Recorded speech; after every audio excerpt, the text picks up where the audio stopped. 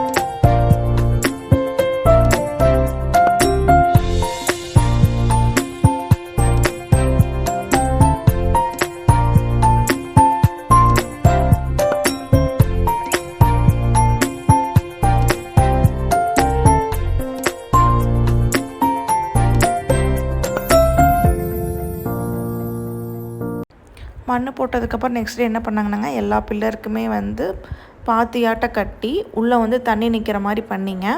கடப்பாறை வச்சு நல்லா குத்தி விட்டாங்க. நல்லா மண் ஏதாச்சும் வந்து மண் இறங்காமல் இருந்துச்சுன்னா நல்லா இறங்குற மாதிரி குத்தி விட்டாங்க.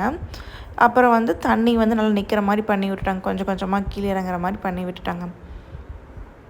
எங்களுக்கு வந்து வீட்டில் இருந்து தண்ணி எடுத்தால் பத்தாதுன்னு சொல்லி டேங்கர்லேருந்து பிடிச்சிட்டு வந்தாங்க. நாங்கள் பண்ண தப்பு ஃபஸ்ட்டு என்ன பண்ணனாங்க, செங்கல் போய் வந்து சூளையில் பார்க்காம ஆர்டர் பண்ணிட்டேங்க. சும்மா ஃபோன் கால் மூலியமாகவே வந்து சொல்லி கொண்டு வர சொல்லிட்டாங்க. அந்த கல் பார்த்திங்கன்னா வந்து நல்லா இல்லைங்க. நெக்ஸ்ட் டைம் வந்து நாங்கள் இந்த தப்பை பண்ணக்கூடாதுன்னு சொல்லி நேர்லேயே போய் சூளையில் பார்த்துங்க. அதுக்கப்புறம் எடுத்துகிட்டு வந்ததுங்க இந்த கல் நல்லா இருக்குங்க. அதனால் மெயினாக எல்லாருமே செங்கல் செக் பண்ணி வாங்குங்க. இப்போ நாங்கள் வந்து ஃபஸ்ட்டு டைம் எடுத்ததுக்கும் செகண்ட் டைம் எடுத்ததுக்கும் என்ன வித்தியாசம் பார்த்திங்கன்னா, ஹைட் எல்லாமே வித்தியாசம் வந்துச்சுங்க. 2 பிரிக்குக்குமே ஹைட் அண்ட் வெயிட் வந்து வித்தியாசம் வந்துச்சுங்க.